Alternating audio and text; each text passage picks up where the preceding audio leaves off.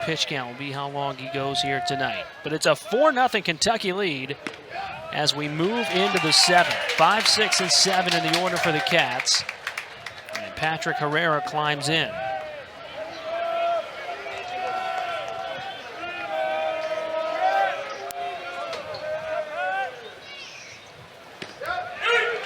Quickly, 0-2. A.J. Russell earning all the accolades. He was the opening day starter last year for Tennessee before that elbow injury. Freshman All-American in his debut campaign back in 2023. Standout from the mid-state. High and tight.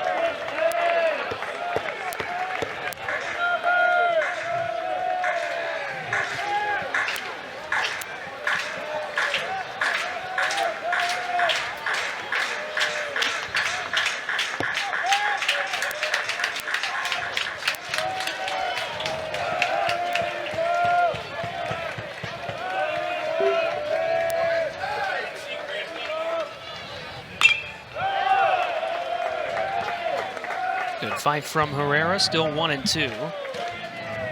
4 runs on 7 hits for Kentucky here tonight. They scored 2 unearned runs back in the 3rd. And then after back-to-back singles to lead off last inning and a hit by pitch to load them up, manufactured 2 more to make it a 4-run cushion. Yeah, the stat line's wild. 280 average tonight for Kentucky. They're 1 for 16 with runners on, 0 for 13 with runners in scoring position, and 1 for 7 and 2 outs. I mean, it's just the definition of gritty, though, yeah. right? Like, they're getting on and they're finding ways to produce.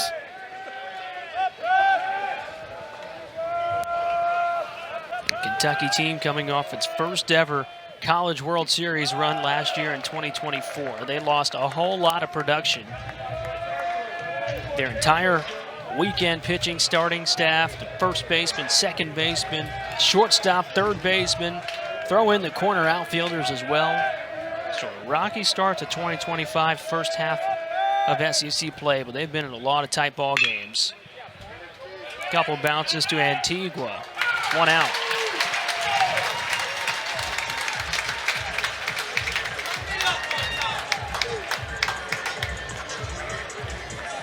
Yeah, and a win tonight would be huge for their RPI and their standings in conference play. If you look forward, they're at home against USC next weekend, and that would be a favorable matchup, I would think. I mean, nothing's guaranteed. You're on the road at Mississippi State, who's also struggled a little bit, and then you're at home against an Oklahoma team. So you pick up a win today, see what happens tomorrow, and you string a few together, and I mean, it really, really jumps your projection and your standings, not only for Hoover, but for postseason advanced. Yeah, absolutely. This is the end of a stretch of really intense competition. This weekend capping a couple of weeks where 10 of 11 games are coming against top 11 opponents for the Wildcats. As Dylan Kuntz is behind 0-2, almost the opposite on the schedule for Tennessee. Brutal. Coming up. That's what I was about to say. Kentucky has a relative favorable matchup to a lot of people. Kentucky, Texas.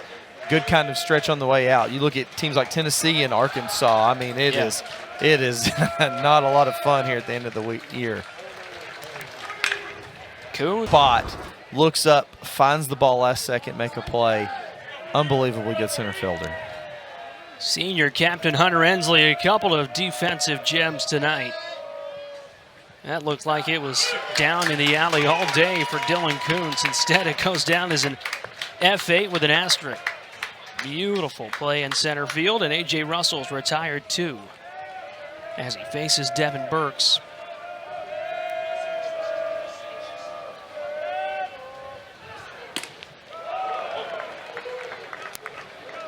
Yeah, currently sitting, Kentucky's RPI is at 44. It fell 3 spots with that loss from Tennessee last night. I would imagine a win on the road, it would jump significant. Yeah. Obviously, we won't get those numbers if this holds out until after, but that's something that we can relay tomorrow. 1-1 on the way. Got it past him in 94, 1-2. Still plenty of baseball left. 4-0 Kentucky in front. A.J. Russell in his return to conference play, looking for a perfect 7th inning here in relief.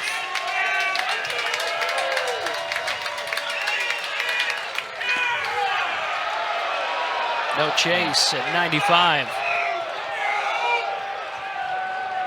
And I think part of the reason we haven't seen Russell as much this year is how good he's looked so quickly from this bounce back. Yeah. I think it made a few people nervous just because, hey, this is a high-profile player, going to be a first-round draft pick. Do you really want to take that risk when we're in this type of territory, seeing guys bounce back and the velo's already up as quick? You know, it's just new territory for all of us at the moment. Yeah, he was ready within Wow. 7-8 months. Yeah, unheard of. Which does not happen. Yeah, no. I mean, I remember, you know, back when I was playing 2009, 2010, you hear the word Tommy John, you know, that was an 18-month sentence, you know, somewhere in that area. Technology and medicine's crazy. It's starting to close that window more and more.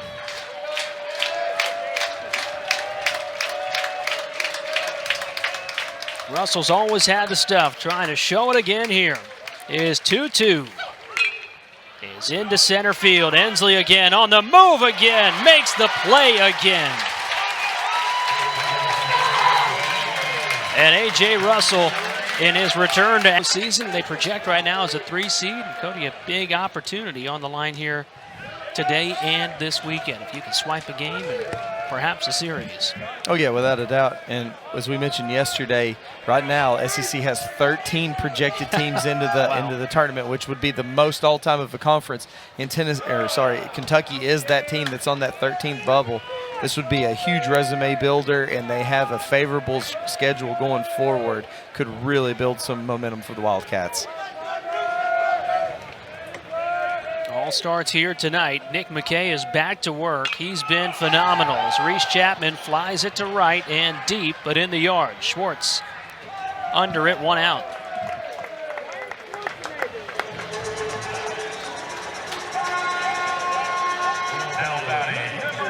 Eight straight retired by Nick McKay. Tennessee's average on the night just dropped to under 100. 0.95. Incredibly good.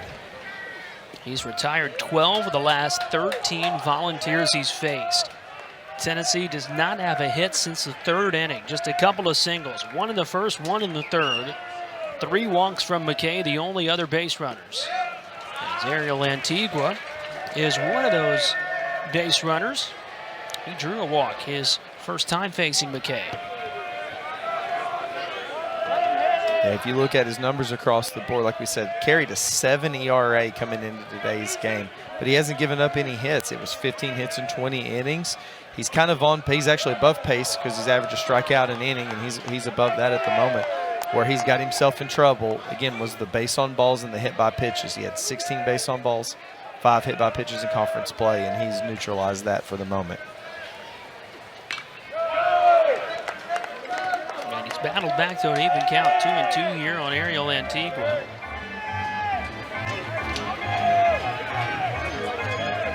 Pretty much cruise control for Nick McKay. Tennessee hasn't had more than 2 runners aboard since the 3rd. A weak ground ball to short. Bell charges, is up with it. 2 out in the 7th.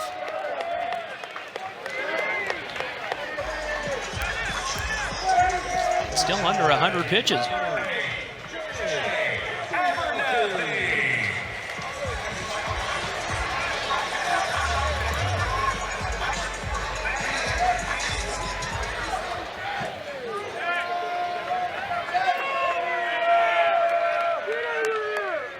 Jay Abernathy watches ball 1. Freshman left fielder from Atlanta, 0 for 2 tonight. One of a season-high 9 strikeouts for Nick McKay on the hill.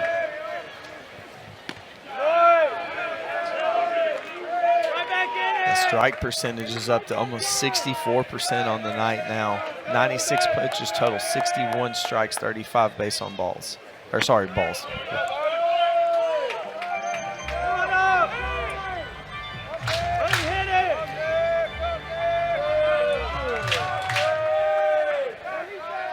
Good 4-pitch mix, and he's lived in the zone tonight. 2-1 on the way. And we mentioned it earlier. Typically a fly ball pitcher, ball's put in the air at a 70% clip. He's actually been at under a 50% clip at the moment. He's got more ground balls tonight than he has fly balls. So, like I said, I think that points to the example that the stuff is better tonight than what it has been in previous games. Yeah. I mean, people ain't been hitting him. I mean, lefties were hitting 143 coming in, righties were hitting 185. So it's been really good. It's just saying it's at a step above of what good's been for him. Best start of his Kentucky career. Nick McKay trying to get through a season-high 7 innings.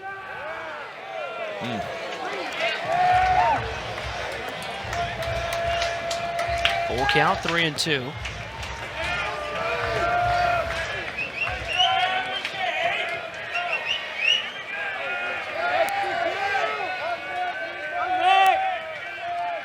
The payoff pitch.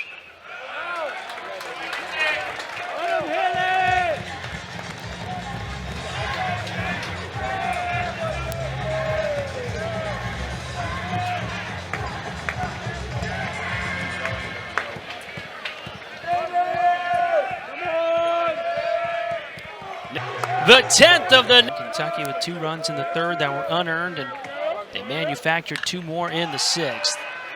It has been Nick McKay's night on the hill for Kentucky, and A.J. Russell is back to work, being stretched out for an inning plus. Cody, and an efficient start to his 2nd inning there. Gets Lawrence on 1 pitch.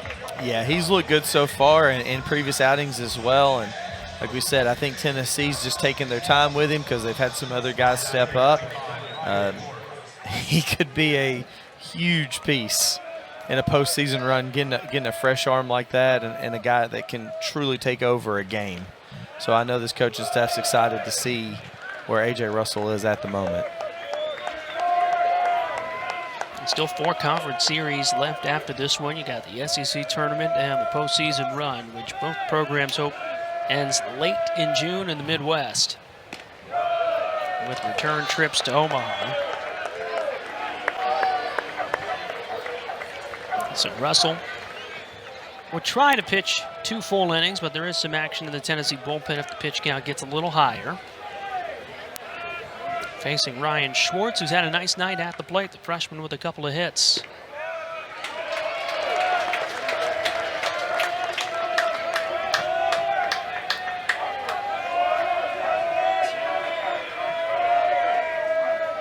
Michael Sharman getting loose out in the Tennessee bullpen.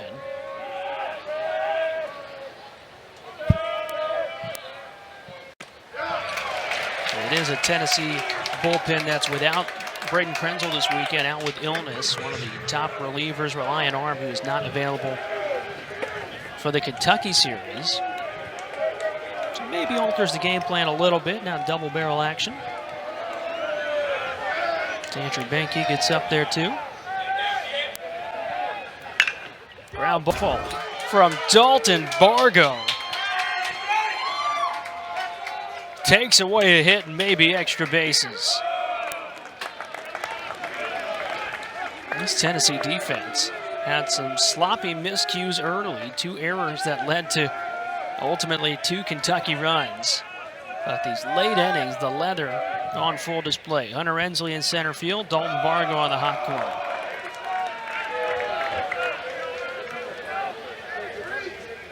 All that's happened during the outing of A.J. Russell.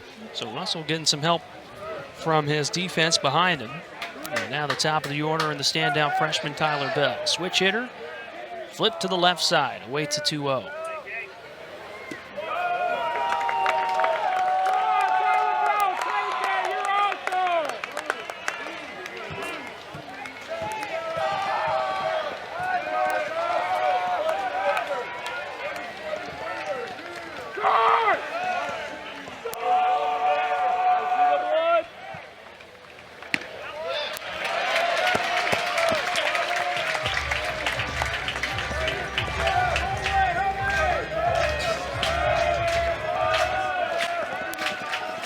Russell has retired all 5 that he's faced here tonight.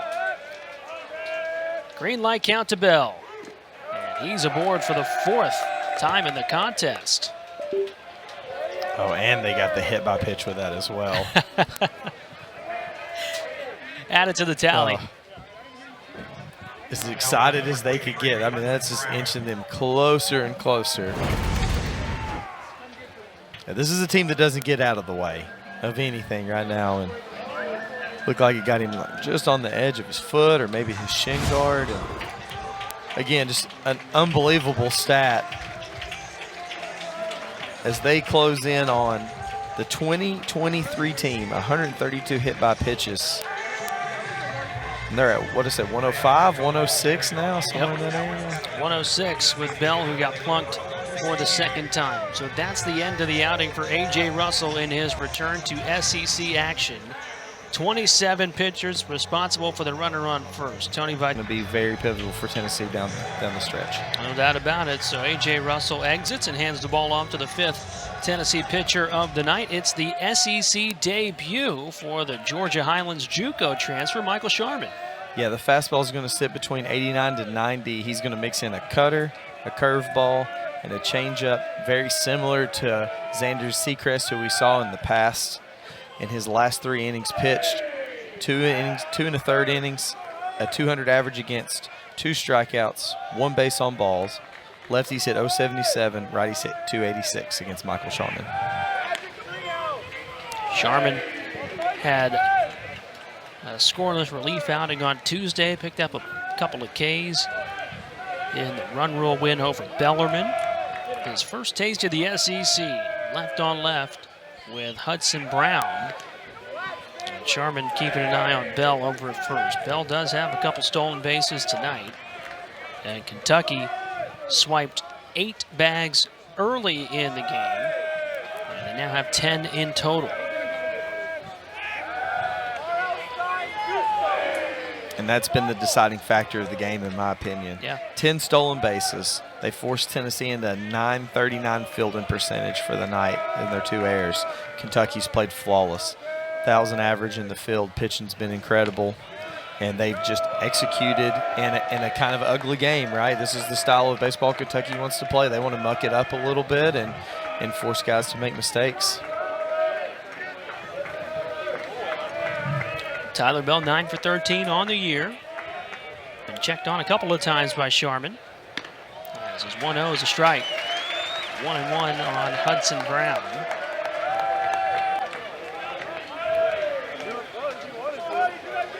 Brown's 0 for 4, but he's filled up the stat sheet. Reached on an error, stole a base, scored a run back in the 3rd, and drove in some insurance in the 6th.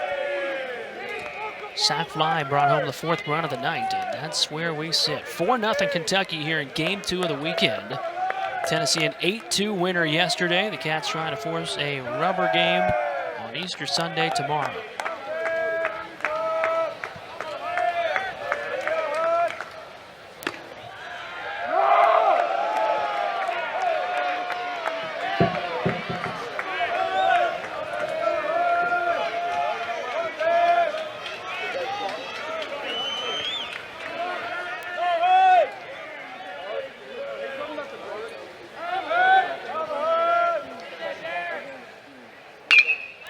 Opposite way, high in the East Tennessee sky, Jay Abernathy into foul ground, and the inning is over. So Michael Sharman retires a lone man, heedful guy. Journals, very analytical, likes to write things, envision things before they happen. His mind's always racing, so coming into the weekend, he changed his walk-up song. My Girl winds down inside Lindsey Nelson Stadium, trying to relax the mental flow state of Cannon Peebles as he faces the man who's been in rhythm all night. Nick McKay back out to work in the 8th for Kentucky.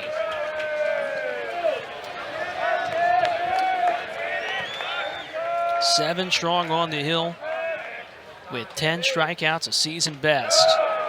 And McKay is ahead 0-2. I feel like we've seen this situation a lot tonight. 0-2 constant, just attacking the zone with multiple pitches.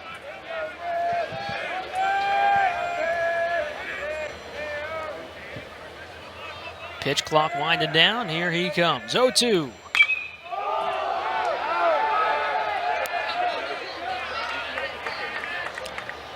You ever do that? Change a walk-up song to change the rhythm or superstitions? Who? Hitters? Baseball players? Superstitious? No way. The real question is, have I ever asked to change it mid-game before? Yeah, I think everybody's. We've all been at that point in the season where we need to change for sure. So it's only weird if it doesn't work. I did ask. Struck out a couple times on my birthday, and they were playing Happy Birthday, and there was or was not a call to the press box to ask to stop playing Happy Birthday after the 2 punch outs. I mean, just look at the pitch placement. I mean, I legit feel like he could hit a bullseye on the dartboard right now. I mean, it is like just level high enough to where you got to chase, and it's about impossible to hit. Again, the stuff's been incredible. Then the execution has been even better. Best outing by far of his Kentucky career and maybe his collegiate career. Nick McKay now in his 7th year of college baseball. Tommy John twice during his 6 years at South Dakota State. After his final year as a Jackrabbit, entered the transfer portal as a joke with his dad, saying maybe a school that's pretty cool would come calling. Not long after, the Cats got a hold of him, brought him to Kentucky. He's become the Saturday starter and putting on an absolute clinic. Where do you rate the Jackrabbit on college nicknames? Oh, it's got to be pretty close. Oh, it's high. Yeah. It's way up there. Yeah. It's sharp. Gotta take a look at this logo. Anteaters, banana slip. Are getting a replay on this, and I'm assuming they're checking if it was a fair or foul ball, because it was a definite no catch. It's where he made contact with the ball. And the initial looked like it was fair territory, where he made contact with the ball, so the call from the look we've had should stand. And it has nothing to do with his body, right? It's where the ball is so he could be in foul territory. That ball looks to be in fair territory at contact. So the body can be misleading because he does look out, but it's where they feel he makes contact. To me, it looks like fair territory, which it's ruled that way. Yeah, very quick review. And he gives time to explain it.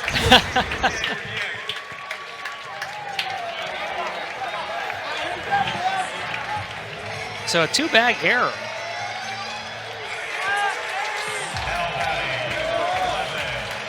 This Jackrabbits logo is pretty sharp.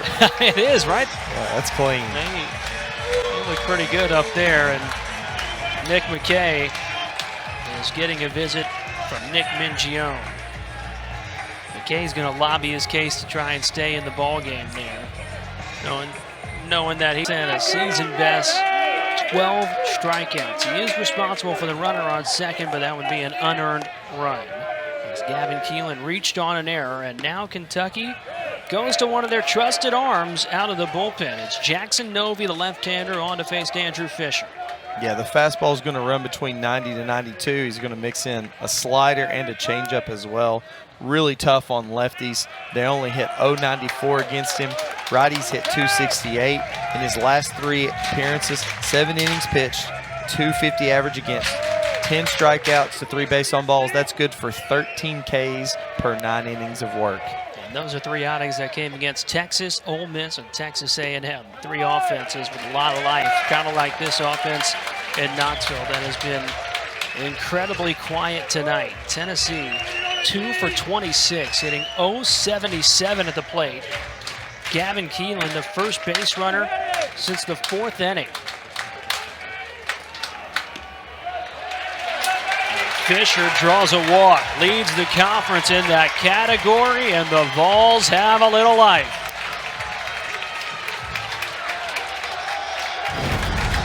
And it feels like Andrew Fisher has a force field around him. Like, strikes are just not allowed to be called. It is truly remarkable.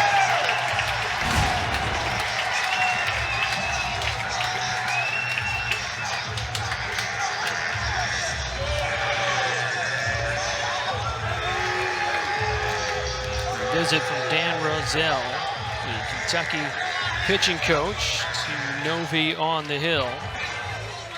As Tennessee has 2 base runners for the first time since the 3rd inning.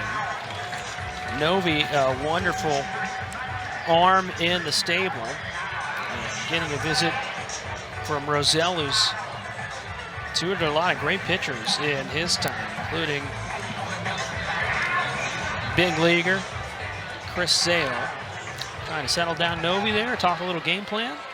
Yeah, for sure. Novi's been all right with runners in scoring position. He holds a 259 average against him.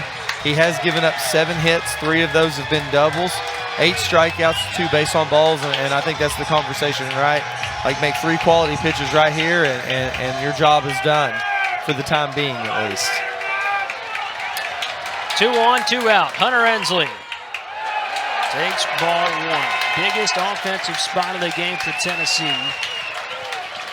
A sold-out Lindsey Nelson Stadium that was put on mute by Nick McKay has come back to life, trying to urge this offense onto the scoreboard. 1-1.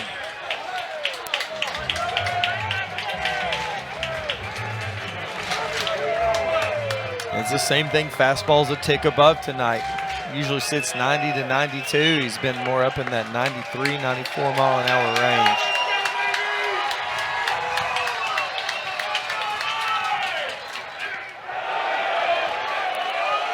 Did not go on the appeal. 2 balls and a strike to Hunter Ensley, who is 0 for 3 tonight. Ensley's made some stellar defensive plays. Redshirt senior out of Huntington, Tennessee, looking for a standout moment at the plate this weekend. 2-2. Yeah, and if you're looking at the scouting report at Novi, the off speed is plus slider, plus spin sweep. Change up is plus run with very heavy. The only issue he runs into, he's got a lot of action on it, so he typically has trouble throwing it for a strike. It's more of chase pitches like those right there, which those are extremely tough to lay off of. Great veteran take from Hunter Ensley. It runs the count full. Fisher and Keelan will be in motion. Crowd on its feet. Novi trying to get the offensive stalemate finally broken for the Vols. Score for the first time tonight, now a 4-1 game with the tying run at the plate in the 8th. Dalton Bargo goes after the first pitch and grounds it to second. Lawrence has it, and the inning is over. 3, 4, and 5 spots, which begins with Griffin Cameron, who's hitting for the first time tonight. Cameron came on earlier as a defensive replacement. The sophomore from Lexington.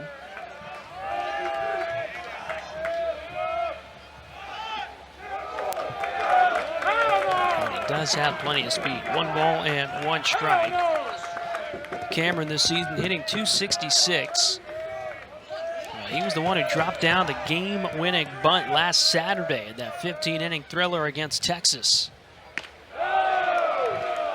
which was supposed to be a sacrifice.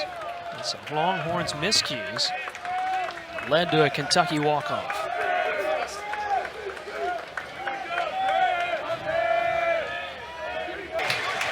Strikeout for Breedlove, who's retired both batters. Yeah, home plate umpire Brian DeBrouwer went ahead and called it himself. No need.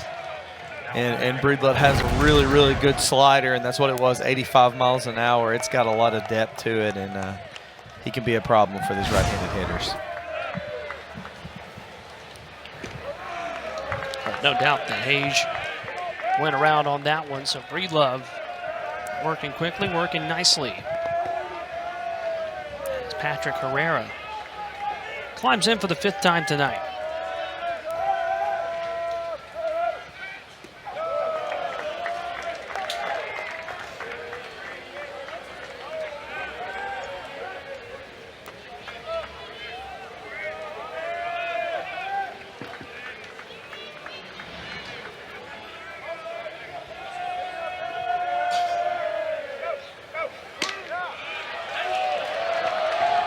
Pretty pitch, just off the plate.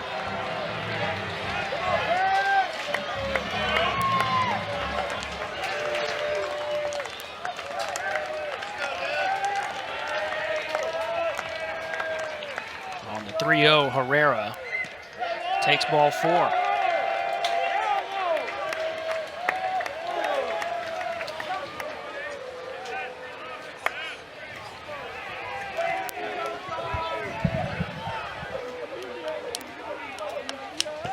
And Tony Vitello is out of the Tennessee dugout.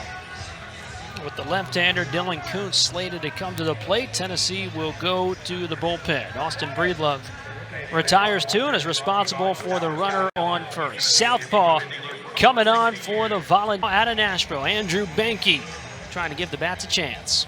Yeah, the fastball is going to range between 90 to 92, slider at 80 to 82, changeups at 82 to 85.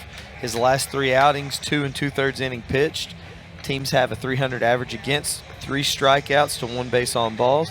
Lefties hit 429, righties hit 235 off Andrew Behnke on the season. And so with Kentucky knowing those splits, looks like they're electing to leave the lefty Dylan Kuntz in this spot in the order. Andrew Behnke has only made 1 prior appearance in SEC play this year. That was a 1/3 of an inning down at Alabama back on March 21st. So Nick Mingione and the Cats looking for some insurance. Herrera aboard at first, 2 outs here in the top of the 9th. And Dylan Kuntz stays in, steps up. Late.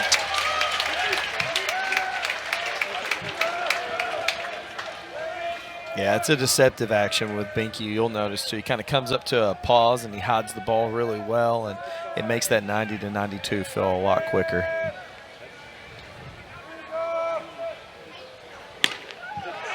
It's quickly in front, no balls and 2 strikes.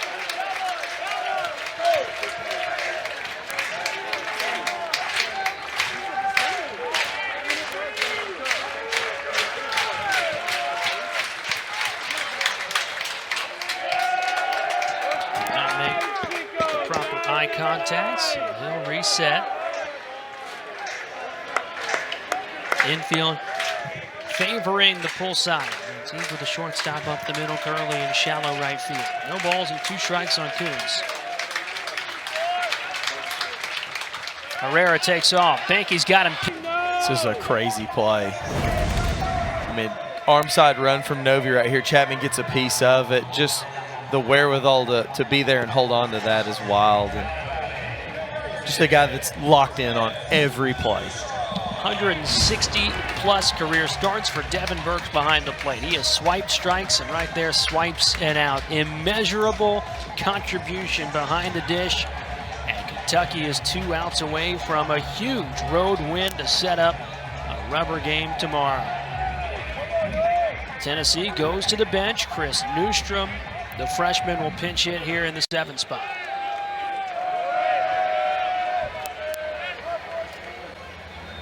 Newstrom got the start out in left field yesterday. And the Tennessee freshman out of Phoenix went 0 for 3 last night. Yeah, Newstrom really good against lefties on the season. A .636 average. He has 7 hits, 2 doubles, 2 home runs against left-handed pitching.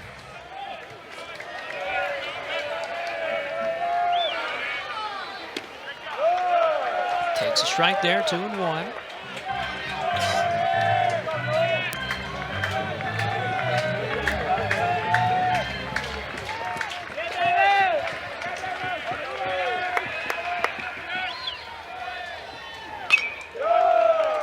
Novi evens it. 2 balls, 2 strikes.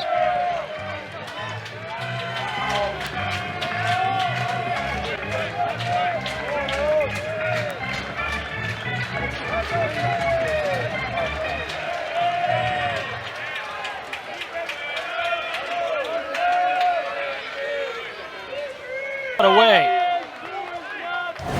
Yeah, the off-speed stuff is plus for Novi. Here it is, slider, 81 miles an hour. Just have so much sweeping, like depth action to it. Really tough to lay off of because the pitch location was in the right place. Tennessee will go to the bench again. Levi Clark, the sensational freshman, trying to provide a spark as the Vols are down to their final out.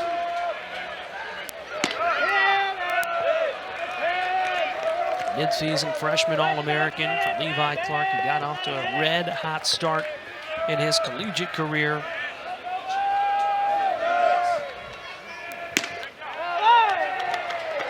One and one.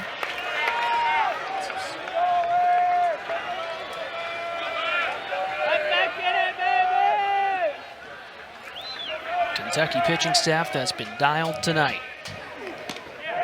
And they are a strike away from a one-run gem here in Knoxville.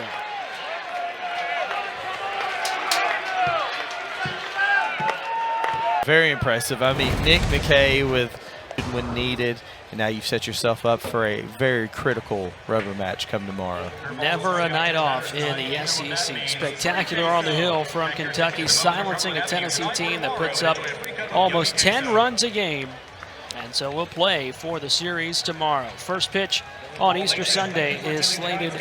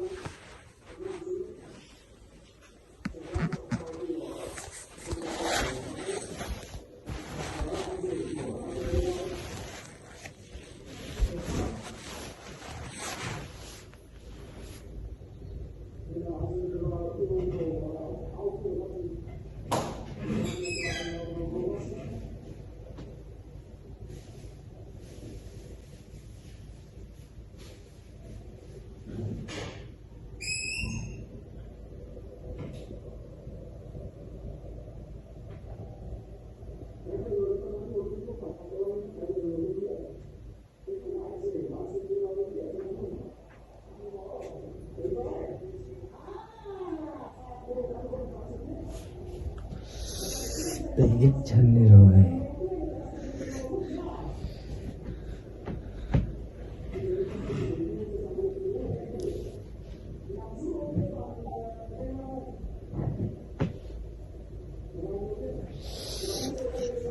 Để cả chân.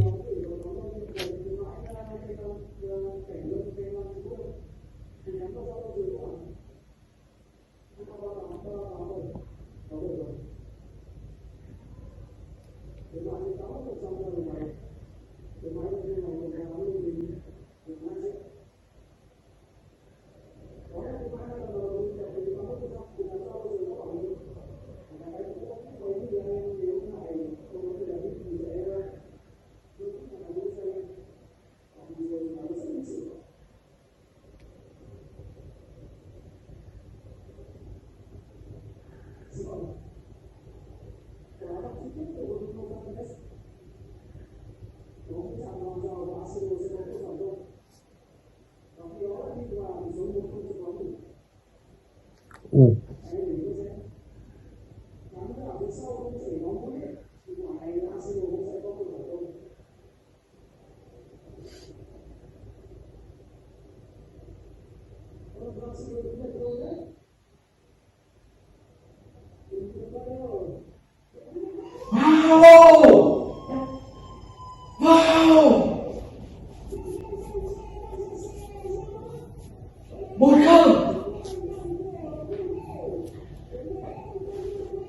Mơ được một phát rồi à?